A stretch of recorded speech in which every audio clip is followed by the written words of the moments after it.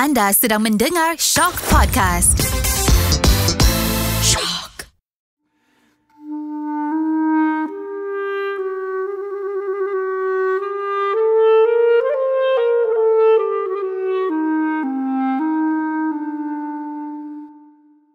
Kisah Abu Hurairah radhiyallahu anhu, seorang perawi hadis yang memiliki daya ingatan yang kuat, mampu mengingati dan meriwayatkan banyak hadis.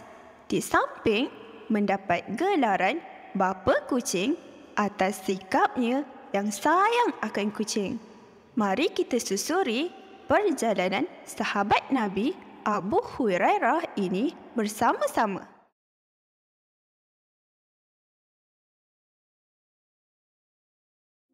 Assalamualaikum adik-adik. Hari ini akan nak cerita satu kisah sahabat Nabi. Sahabat Nabi Muhammad sallallahu alaihi wasallam ni ramai. Tetapi pada hari ini akan nak cerita kisah Abu Hurairah Al-Dawsi. Adik-adik pernah tak dengar nama Abu Hurairah ini? Kalau tak pernah, jom kita sama-sama kenali sahabat Nabi ini. Sebelum kita nak tahu lebih lanjut mengenai Abu Hurairah Al-Dawsi, kita perlulah tahu latar belakang beliau. Kalau adik-adik nak tahu, Abu Hurairah tidak dilahirkan sebagai seorang Muslim pada mulanya. Nama beliau pada asalnya adalah Abdus Syam. Tapi lepas beliau memeluk agama Islam, beliau diberikan nama Abdul Rahman bin Sah. Bapa beliau bernama Sakdar, merupakan kabilah Daus, iaitu salah satu kabilah di Yaman. Manakala ibunya bernama Umaymuah binti Syafih bin Al-Haris Dausyah. Beliau dilahirkan pada tahun 19 sebelum Hijriah dan memeluk Islam pada tahun 7 Hijriah. Beliau diislamkan oleh Taufail bin Ad-Dawsi, seorang utusan Nabi Muhammad sallallahu alaihi wasallam semasa di Dawsi. Abu Hurairah juga pernah menjadi datuk bandar semasa pemerintahan Khalifah Muawiyah bin Abu Sufyan. Beliau dilantik menjadi datuk bandar lebih dari 1 kali tau. Abu Hurairah ada seorang ibu yang sudah uzur. Ibunya tidak memeluk Islam walaupun Abu Hurairah sudah berkali-kali bercerita dan mengajak ibunya memeluk Islam. Beliau berasa sedih, lalu beliau terus berjumpa Nabi Muhammad sallallahu alaihi wasallam untuk bercerita akan hal tersebut. Baginda pun mendoakan ibu Abu Hurairah supaya terbuka hati untuk memeluk Islam. Alhamdulillah, dengan kekuasaan Allah Subhanahu wa Ta'ala, pada suatu hari apabila Abu Hurairah pulang ke rumah, beliau berjumpa dengan ibunya dan melihat ibunya mengenakan pakaian sopan lalu mengucapkan kalimah syahadah di hadapan beliau. Asyhadu an la ilaha illallah wa asyhadu anna Muhammadar Rasulullah. Aku bersaksi bahawa tiada Tuhan yang layak disembah melainkan Allah, dan aku bersaksi bahawa Nabi Muhammad itu pesuruh Allah. Beliau sangat gembira akan berita tersebut.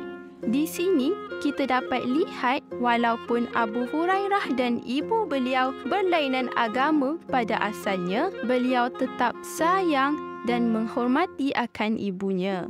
Adik-adik pun jangan lupa untuk sentiasa menghormati ibu bapa tau. Adik-adik tahu tak, Abu Hurairah ini merupakan seorang perawi hadis? Akak kongsikan. Maksud perawi hadis ini adalah orang yang menerima dan menyampaikan hadis daripada Nabi Muhammad sallallahu alaihi wasallam. Hebat bukan Abu Hurairah ini? Pada waktu Nabi Muhammad sallallahu alaihi wasallam masih hidup, Abu Hurairah lah yang mencatat dan meriwayatkan hadis daripada baginda. Beliau selalu berdampingan dengan baginda lebih kurang 3 tahun lamanya. Beliau juga meluangkan hampir seluruh masanya untuk mempelajari ilmu daripada Nabi Muhammad sallallahu alaihi wasallam. Sebanyak 5,374 hadis yang beliau telah riwayatkan. Banyak kan? Kuat betul ingatan Abu Hurairah sehingga mampu meriwayatkan hadis sebanyak itu. Kalau adik-adik nak tahu, dalam kalangan para sahabat, beliaulah antara sahabat yang mempunyai daya ingatan yang kuat. Sebab itulah tidak hairan beliau mampu meriwayatkan hadis sebanyak itu. Bukan itu sahaja, Abu Hurairah juga adalah orang yang paling banyak bertanya kepada Rasulullah pelbagai soalan sehingga membuatkan baginda kagum akan kesungguhan Abu Hurairah dalam menuntut ilmu. Disebabkan sikapnya itu juga, Abu Hurairah Al-Dawsi juga ada ramai anak murid, sekitar 800 orang. Abu Hurairah juga merupakan seorang yang bijak membahagikan masanya dengan baik. Pada waktu siang, beliau selalu berdampingan dan mendengar hadis daripada Rasulullah sallallahu alaihi wasallam. Manakala pada waktu malam, beliau selalu mengisi malam beliau dengan solat, tidur dan mempelajari hadis. Beliau juga turut bersama-sama mengikuti Rasulullah semasa perang. Wah, hebat sungguh Abu Hurairah. Beliau bukan sahaja cinta akan ilmu, tetapi seorang yang berani memperjuangkan agama. Abu Hurairah ini ada nama gelaran. Kalau adik-adik perasan, nama beliau adalah Abdul Rahman. Tetapi akak selalu sebut Abu Hurairah sejak dari tadi kan? Abu Hurairah itulah nama gelaran beliau. Kalau adik-adik nak tahu, kenapa beliau digelar Abu Hurairah? Begini ceritanya. Pada suatu ketika dulu, Abu Hurairah terjumpa dengan seekor anak kucing yang comel. Beliau jatuh kasihan terhadap anak kucing tersebut dan mengambil lalu meletakkan kucing tersebut di dalam lengan bajunya. Aku kesejukan dan kelaparan. Tiada yang memberi bantuan kepada aku. Baik sungguh hamba Allah ni. Semoga Allah merahmatinya. Suatu hari, Nabi Muhammad sallallahu alaihi wasallam ternampak akan tindakan Abu Hurairah, lalu baginda pun memberi gelaran Abu Hurairah kepada beliau atas sikapnya yang sayang dan kasihan kepada sang kucing.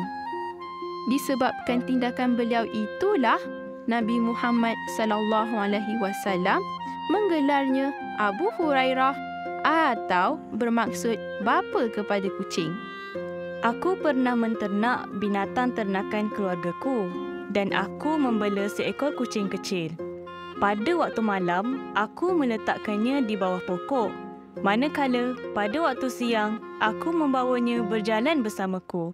Aku bermain dengannya dan mereka menggelarkan aku kerananya. Bagus bukan sikap Abu Hurairah ini? Beliau sangat kasih kepada si kucing sehingga digelar seperti itu kerana beliau sering dilihat bersama dengan kucing tahu. Kalau adik nak tahu juga, hanya Nabi Muhammad sallallahu alaihi wasallam sahaja yang memberikan gelaran tersebut kepada Abu Hurairah. Gelaran-gelaran yang diberikan menunjukkan yang Abu Hurairah ini sangat akrab dengan Nabi Muhammad sallallahu alaihi wasallam pada ketika itu. Berdasarkan kisah yang telah diceritakan, kita dapat lihat bahawa terdapat banyak iktibar yang kita boleh jadikan sebagai pengajaran dan terapkan nilai murni dalam diri kita. Pertama, kita boleh mencontohi sikap Abu Hurairah yang cinta akan ilmu. Sebagai contoh, adik-adik boleh mencontohi sikap Abu Hurairah dengan rajin mengulang kaji pelajaran di rumah dan bertanya soalan kepada guru sekiranya adik-adik tidak faham akan sesuatu di dalam kelas.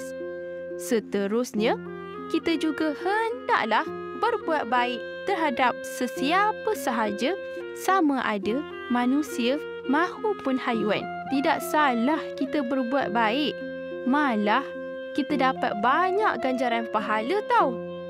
Jadi, adik-adik nak tak dapat pahala, bolehlah adik-adik ikuti nilai murni seperti kasih sayang sebagaimana dengan kisah Abu Hurairah ini dan buat semampu yang adik-adik boleh. Okey? Adik-adik perlu ingat ya kisah Abu Hurairah ini supaya kisah ini dapat dijadikan panduan dalam kehidupan kalian kelak. Terima kasih sebab mendengar kisah kakak tentang Abu Hurairah. Assalamualaikum. Bye. Koleksi podcast ini adalah kolaborasi antara UiTM Puncak Perdana, Fakulti Pengurusan Maklumat Sains Perpustakaan bersama Zayan dan Syah.